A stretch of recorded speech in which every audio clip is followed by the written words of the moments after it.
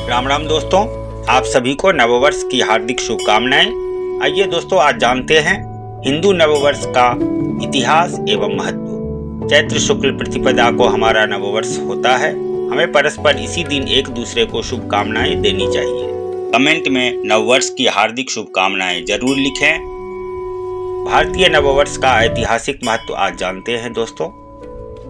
यह दिन सृष्टि रचना का पहला दिन है। इस दिन से 1 अरब 96 करोड़ 8,53,000 लगभग 116 वर्ष पूर्व इसी दिन सृष्टि की रचना हुई। विक्रमी संवत का पहला दिन है दोस्तों। चैत्र शुक्ल पक्ष प्रतिपदा विक्रम संवत 2082, जो कि इस बार 30 मार्च 2025 रविवार को होगा, विक्रमी संवत का पहला दिन है।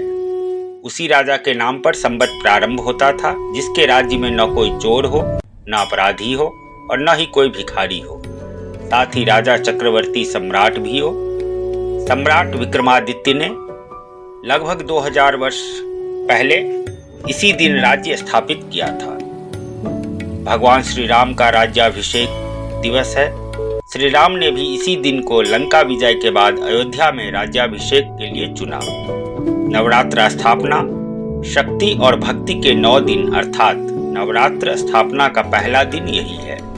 भगवान श्री राम के जन्मदिन रामनवमी से पूर्व 9 दिन उत्सव मनाने का प्रथम दिन है। गुरु अंगद देव प्रगटोत्सव सिख परंपरा के द्वितीय गुरु का जन्म दिवस भी है।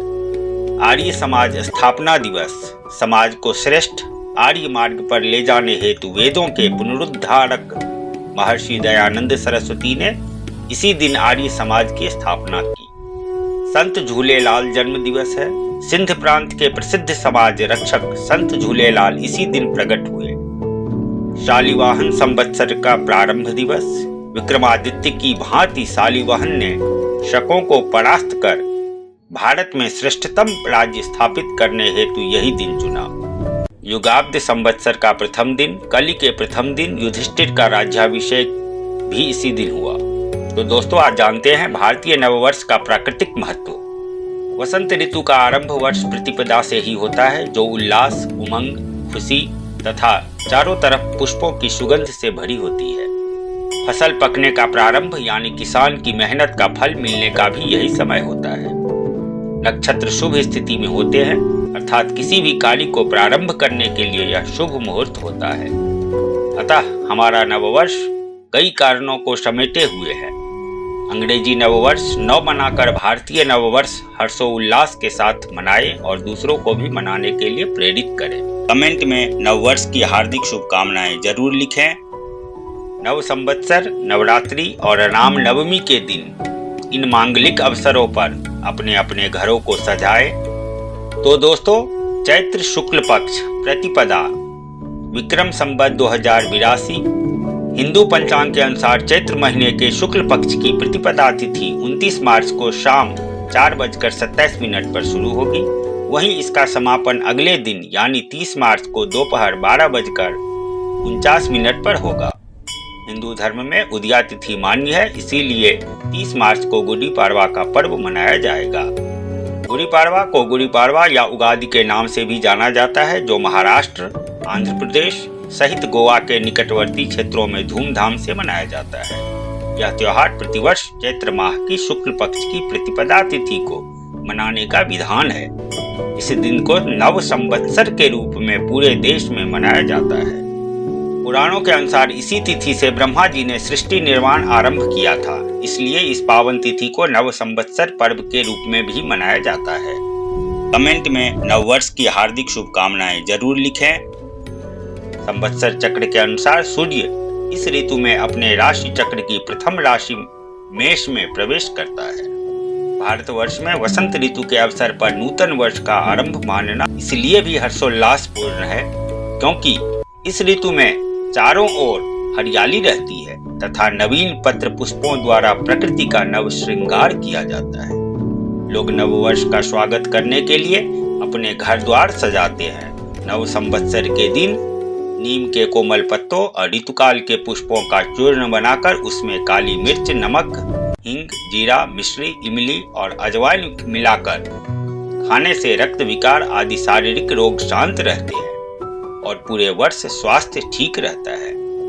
राष्ट्रीय संबत। भारतवर्ष में इस समय देशी विदेशी मूल के अनेक संबतों का प्रचलन है, किंतु भारत के सांस्कृतिक इतिहास की दृष्टि से सर्वाधिक लोकप्रिय राष्ट्रीय संबत यदि कोई है तो वह विक्रम संबत ही है।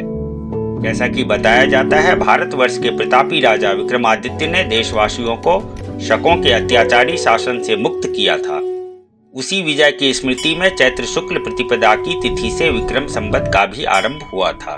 प्राचीन काल में नया संबत चलाने से पहले विजयी राजा को अपने राज्य में रहने वाले सभी लोगों को ऋण मुक्त करना आवश्यक होता था।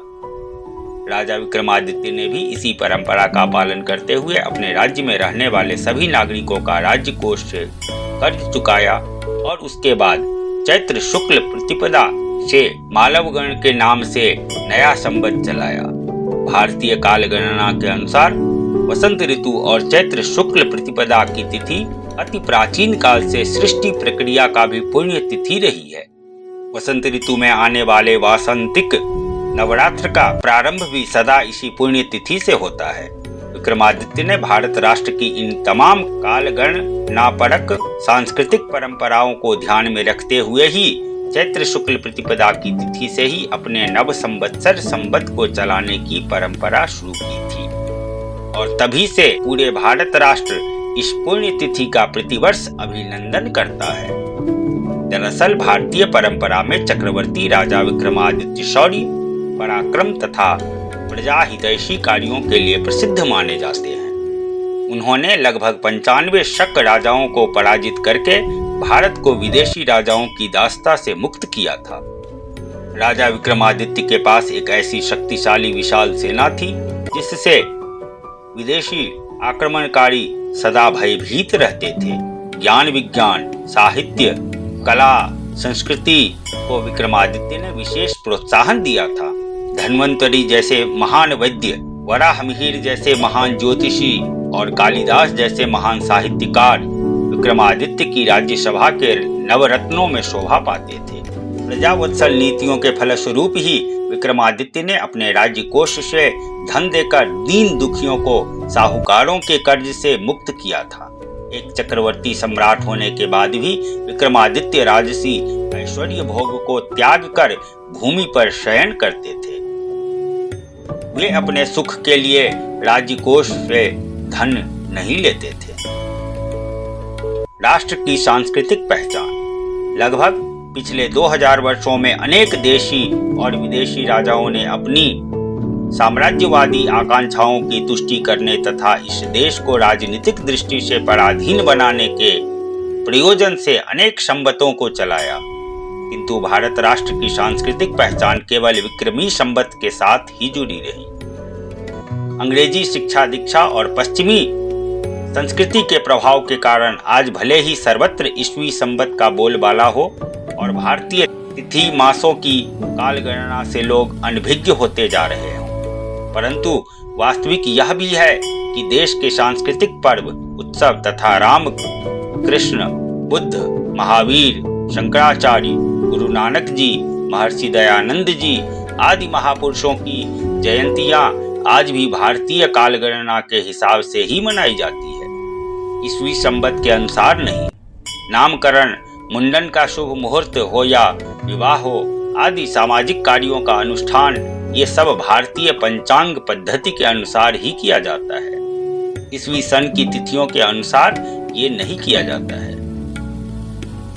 तो दोस्तों, आज जानते हैं हिंदू नववर्ष का शुभ आगमन कब से हो रहा है। हिंदू पंचांग के अनुसार चैत्र महीने के शुक्ल पक्ष की प्रतिपदा तिथि 29 मार्च को शाम 4:27 पर शुरू होगी। वहीं इसका समापन अगले दिन यानी कि 30 मार्च 2025 को दोपहर 12:49 पर होगा। हिंदू धर्म में उदया तिथि मान्य है, इसलिए 30 मार्च को ही नववर्ष की मनाया जाएगा। हिंदू नववर्ष के आरंभ के साथ ही नवरात्र भी प्रारंभ हो जाते हैं। बसंत ऋतु के आगमन का संकेत मिलने लगता है और वातावरण खुशनुमा एहसास कराता है। हिंदू नववर्ष का आरंभ चैत्र शुक्ल प्रतिपदा से होता है। ब्रह्मा पुराण के अनुसार सृष्टि का प्रारंभ भी इसी दिन हुआ था। इसी दिन से ही काल गणना का प्रारंभ हुआ था। सतयुग का प्रारंभ भी इसी दिन से माना जाता है। विक्रमी संवत के अनुसार सृष्टि चक्र और काल गणना हिंदू काल गणना में समय की सटीक माप की गई है। समय का पैमाना आप लोगों को वीडियो पर पूरा दिया गया है, आप जरूर देखें। ब्रह्मा पुराण में कहा गया है, एक बहुत ही अच्छा संस्कृत श्लोक है, चैत्र मासे जगद ब्रह्मा समग्रे प्रथमे हनि शुक्ल पक्षे समग्रे तु सदा सूर्योदये सति। चैत्र शुक्ल प्रतिपदा का हिंदू संस्कृति में विशेष महत्व है। इस दिन का भारत के स्वर्णिम इतिहास में उल्लेखनीय महत्व है। आधुनिक सभ्यता की अंधी दौर में समाज का एक वर्ग इस पुण्य दिवस को विस्मृत कर चुका है।